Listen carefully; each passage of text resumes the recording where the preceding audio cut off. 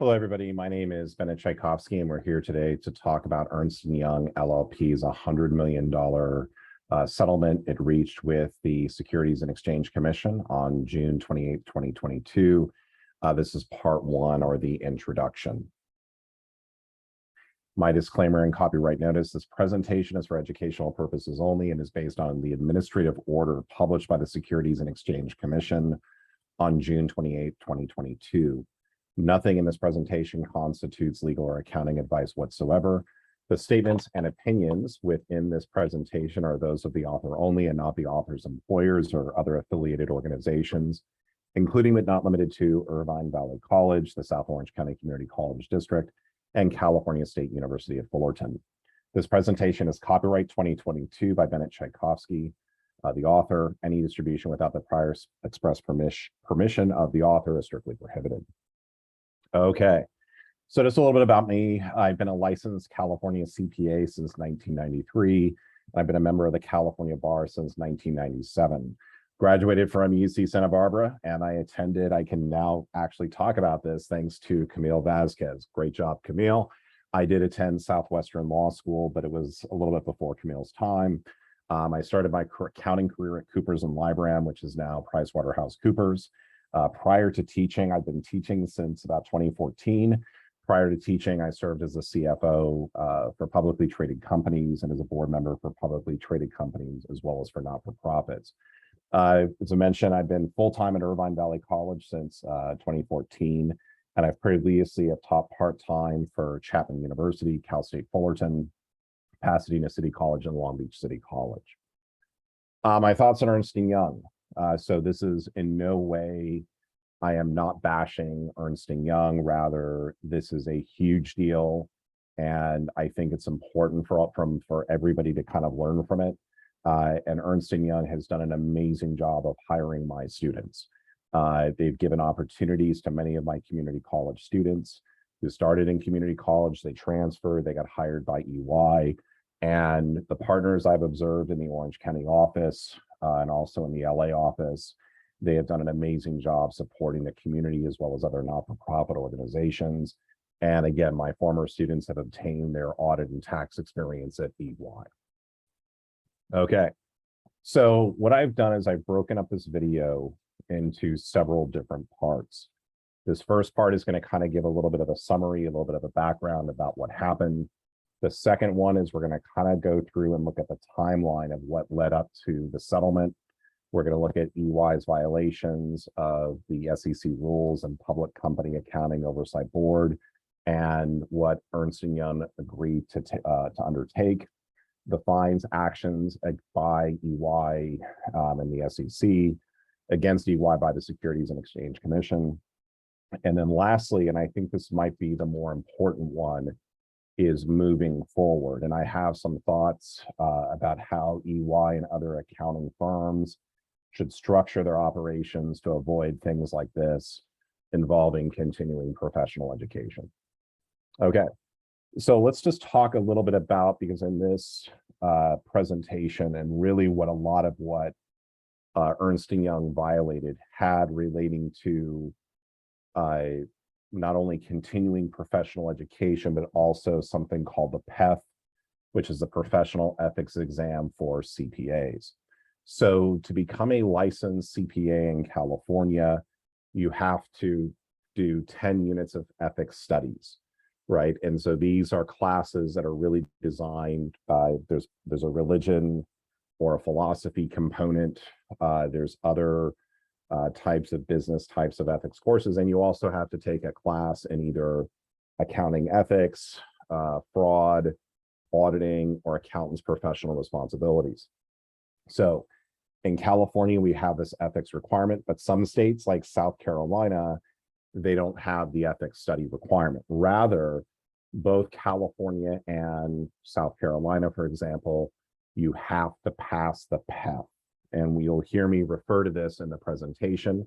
This is the professional ethics for CPAs. There are 50 multiple choice questions, right? So let's take a step back. To become licensed as a CPA, you need 150 semester units. You have to patent certain areas. It's basically a bachelor's plus 30 units. you need to have, and that's in California, you also need to have a year of work experience. You also need to have passed the CPA exam. But the last component is passing the PEP.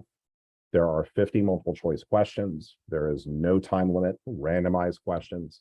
You're going to get 6 attempts to pass the exam with a score of 90% or better. And you're going to have to complete it 1 year from the purchase date. Once you passed it, the results are valid for 2 years. I bring this up because I had a student who passed the exam. She took the PEP, but she doesn't have her experience yet. So what I would really do is recommend taking the PEP once you have that year experience requirement met and you pass the CPA exam. And I would also say too, the exam appears to be open book. From what I have read online is that, you know, when you take the PEP exam, you can do it on an open book basis, right? So, but again, you want to make sure your area board of accountancy, especially after watching this video presentation and see what happened to EY, you probably want to confirm that. But generally what I've seen online is that it does appear to be open book. Once you're licensed as a California CPA, you must complete 80 hours of continuing professional education every 2 years. Now, that's 40 hours each year, but however, a minimum of 20 has to be completed in one particular year. The other 60 can be in the other year. You could do 40 and 40, but a minimum of 20 has to be completed each year.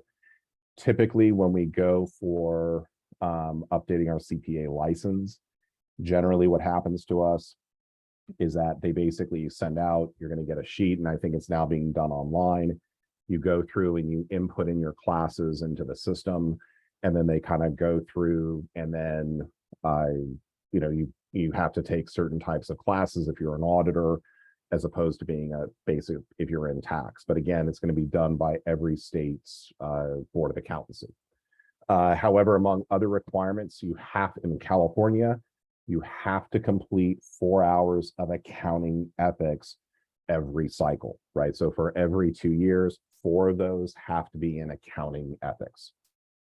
Okay, let's just take a look about what happened. Okay, so EY settled with the Securities and Exchange Commission. And what we're going to be talking about today is the SEC's administrative order, or their settlement. Is this a bad thing? Generally, no. When you go in front of the SEC, and I'll talk about this later on, you don't mess with them. If they ask you a question, you say, no problem, here's the information you need. You want to keep them updated on everything. You never, ever want to hold back things from the Securities and Exchange Commission. It is not worth it. I've been through an investigation myself. I was a CFO for a company where we had some bad actors. It's not worth it. Don't do it. If you're a CPA, that license is going to stay with you forever. Employers will come and go. They don't care about your license. You do care about your license, so it's never going to be worth it. So what happened with EY is that there were multiple instances of cheating on the PEP, which is that professional ethics for CPA, internal CPE exams. So EY was a registered provider. They were essentially giving out CPE or enabling their employees to get CPE from their office software. And these cheating instances were reported to Human Resources. EY, right? So again, on June 19th, 2019, the SEC leveled a $50 million fine to KPMG, who had a very similar circumstance. There were internal employees that were going through and cheating on the exams, and they got nailed with a $50 million fine. What the SEC, what it looks like they did, after KPMG got hit, they went to the other accounting firms, and they basically said, you need to come clean now. Are you aware of anything? And what ended up happening is the day after, June 19th, on June 20th, EY disclosed certain instances of cheating and what they had done about it. But the challenge is that there were more. And those basically and we'll look at this when we're going through the timeline, what happened was they learned of more things, but they failed to update their disclosure to the SEC. Had they made the initial disclosure on June 20th, listing out the items, and then as more things were coming to light, had they taken those things that had come to light, given them to the SEC and told them what their plan was, we would never have this where we are right now. But the fact that they went through and failed to disclose it, their silence was looked at as, basically the violation here. So it's one of those things that I think we can all kind of learn from. Never, ever, if you make a disclosure to the SEC and the moment you know it's not true, give them a call, right? Talk to them, right? You've got to stay in constant communication with them. If you've made an assertion, it turns out not to be true. Same thing with financial statements. So the financial statements can no longer be relied upon.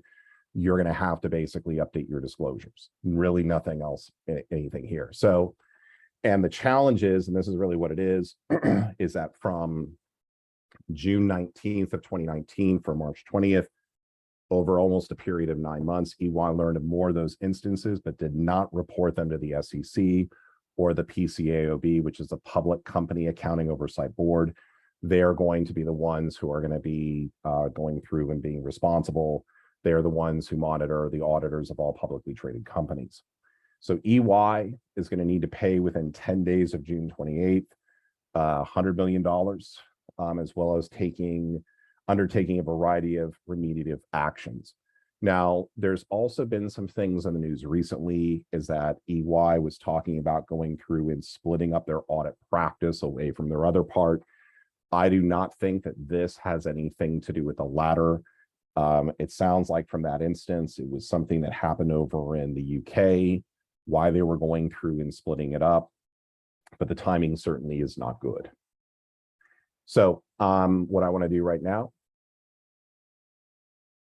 so that ends the first part of this video series. I want to thank you and appreciate you liking and subscribing to the channel.